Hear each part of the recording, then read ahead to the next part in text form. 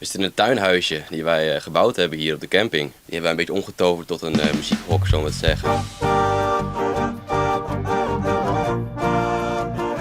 Ik ben Mika. Ik ben Senne.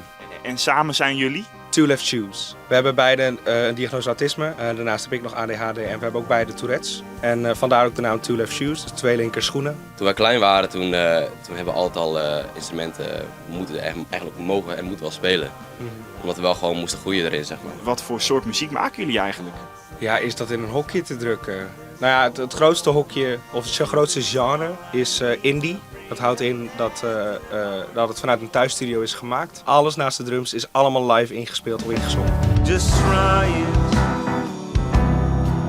to survive in this place that we don't even know. Het muziek werkt heel therapeutisch. Ja, dat is echt heel mooi. Als ik zing, als ik letterlijk de zin zing, dan stoppen mijn tics even. En als ik dan ademhaal of dus geen zin zing, dan zijn de tics er weer. Als ik dan bezig ben, dan vervaagt het gewoon naar creativiteit. Dus met autisme heb ik helemaal geen last van, joh. En op die manier gewoon lekker te ontladen, lekker gewoon muziek te maken, dat werkt heel goed. Ja.